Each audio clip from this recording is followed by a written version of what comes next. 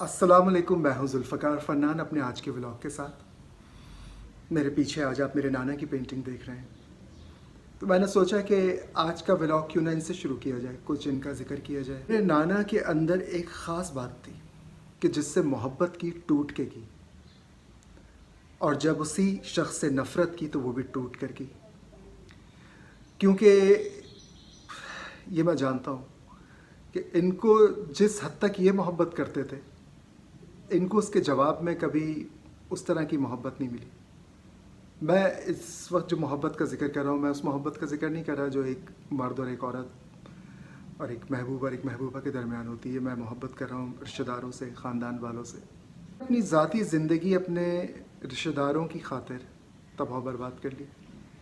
ان کی بیٹی اکثر کہا کرتی تھی کہ یہ جب بھی آواز لگاتے ہیں رات کو سوتے میں یا صبح میں بھی، تو وہ اپنی بھتیجیوں کا نام لیتے ہیں۔ کچھ حد تک ان کے اولاد کا یہ شکوہ صحیح بھی ہے کہ جو محبت ان کے حصے میں آنی چاہیے تھی وہ ان کے نہیں آئی۔ یہ بات میں بتا رہا ہوں آپ کو مڈ 90s کی۔ اس زمانے میں کراچی کے حالات بہت خراب تھے۔ روز اخبارات جو ہوتے تھے، الیکٹرانک میڈیا تو تھا نہیں، روز اخبارات کے اندر جو خبریں ہوتی تھیں کہ آج اتنے لوگ اسنائپر کلنگ میں مارے گئے، حال یہاں تک پہنچ چکا تھا کہ لوگ اس طرح پوچھتے تھے کہ آج کا اسکور کیا رہا۔ یہ ان دنوں کی بات ہے۔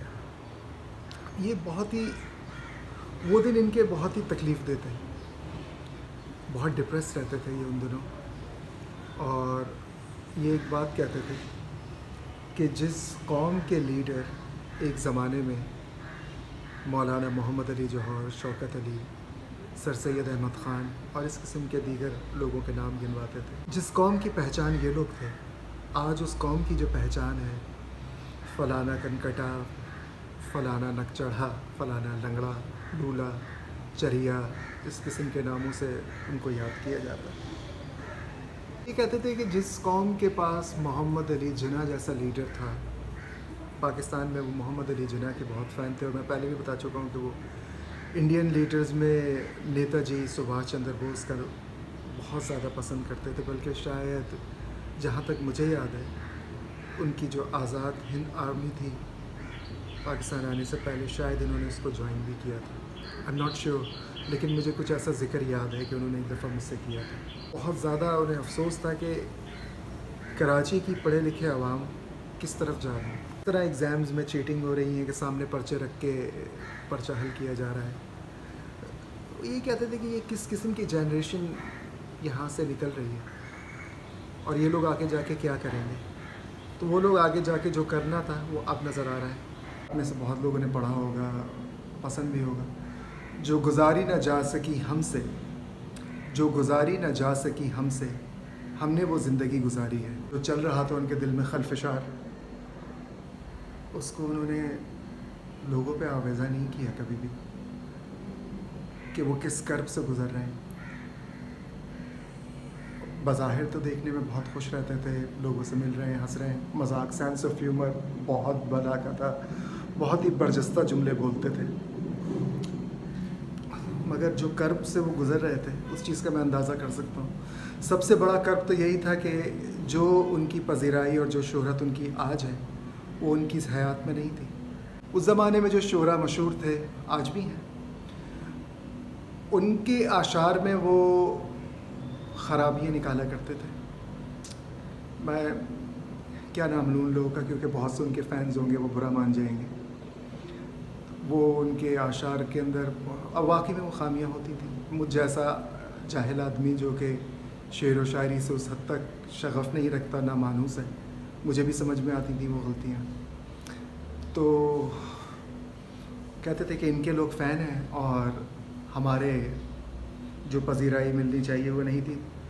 یہ شکوہ تھا ان کو، اور میرے خیال سے یہی اندر اندر ان کو گھلائے دے رہا تھا۔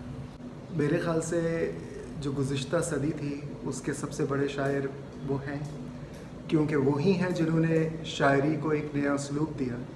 مطلب جان ایلیا کے اشعار آپ کو یہ پتہ نہ ہو کہ جان ایلیا کے ہیں، مگر آپ سنیں گے تو آپ کہہ دیں گے اچھا یہ جان کا شعر ہے۔ مجھے جو زیادہ تر یاد ہے وہ ان کے پاس آسمانی رنگ کے بہت ہی لائٹ پیسٹل کلر کا لیں.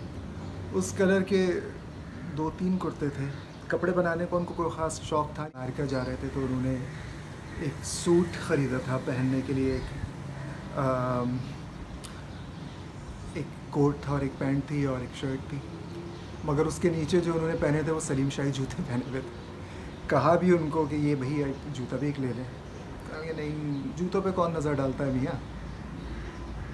تو ہاں, ان جوتوں پہ جان ایلیا جیسے آدمی کے جوتوں پہ تو واقعی میں کوئی نظر نہیں ڈالتا. لوگ مجھ سے کہتے ہیں کہ تم ہمیشہ اپنے ننیال کا ذکر کرتے ہو, اپنے ددیال کے بارے میں کچھ نہیں بتاتے. تو آج میں نے سوچا کہ تھوڑا سا ددیال کے بارے میں بتاتا ہوں. میرے دادا کا تعلق جو تھا وہ بیسکلی تھا اعظم گڑھ سے, مگر ان کی ساری زندگی جو گزری وہ گزری لکھنؤ میں. ایجوکیشن سیکریٹریٹ میں وہ کام کرتے تھے. میرے جو دادا کے جد تھے وہ تقریباً 380 سال پہلے شاہ جہاں کے زمانے میں ہندوستان آئے ایران سے. مسعود الحسن نام تھا ان کا, اور آ کر دلی دربار سے کچھ عرصے منسلک رہے. شاہ جہاں نے ان کو خلعت اور ایک اجارہ جاری کیا اعظم گڑھ کے پاس. اجارہ جو کہتے تھے وہ سمجھ لیں زمینداری اور کچھ چھوٹی سی نواب کے کیلیبر کی چیز ہوتی ہے. آپ نے لفظ سنا ہوگا نا کہ فلاں شخص کی تو اجارہ داری قائم ہو گئی ہے, تو وہ اجارہ داری جو لفظ ہے وہ اجارے سے ہی نکلا ہے. اور میرا جو خاندان ہے وہ پھر ساری زندگی اعظم گڑھ میں ہی مقیم رہا. ابھی بھی میرے خاندان کے کچھ لوگ میرے خیال سے ہوں گے اعظم گڑھ میں. اگر وہ مجھے کوئی دیکھ رہا ہو تو پلیز مجھ سے رابطہ کریں, کیونکہ میری صرف 2 ہی جنریشنز ہیں جو پاکستان میں دفن ہیں. مجھے اتنا پتہ ہے کہ ایک علاقہ تھا, ایک محلہ تھا جو میں نے اپنے والد سے سنا ہے, جس میں صرف رضوی سادات آباد تھی اور وہ سارے آپس میں رشتہ دار تھے. ظاہر بات ہے مسعود الحسن کی اولاد تھے وہ سارے, تو وہ سب اسی علاقے میں آباد تھے. کل 14 اگست تھی اور آج 15 اگست ہے. معاف کیجیے گا, کل آپ لوگوں کو جشن آزادی کی مبارک دے نہیں سکا میں, کیونکہ کل اس قدر شور شرابہ تھا. وہ ایک مخصوص قسم کا باجا ہے جو بج رہا تھا اور اس نے میرا تو دماغ پکا دیا تھا. کیا اس قسم کی مادر پدر آزادی کی خواہش تھی ہم لوگوں کو؟ ہرگز نہیں. مگر جو وہ باجا بجا رہے تھے ان کو تو پتہ بھی نہیں ہوگا کہ کیا قربانیاں دی گئی تھیں, اور نہ ہی شاید ان کے ماں باپ کو یہ پتہ ہے کہ اس نوائز پولوشن سے کیا تکلیف ہوتی ہے. اس کے علاوہ میں پہلے بھی ایک دفعہ ایک بات کہہ چکا ہوں اور آج ایک دفعہ پھر کہوں گا, کل رات بھی اور پرسوں رات بھی جس قسم کی آتش بازی چھوڑی گئی ہے, میرے خیال سے لاکھوں روپے کی آتش بازی چھوڑی گئی ہے. چلیں, بہت خوشی کی بات ہے آپ نے وہ پیسے جشن آزادی پہ خرچ کیے, مگر وہ پیسے کسی بیٹر پرپس سے بھی آپ خرچ کر سکتے تھے.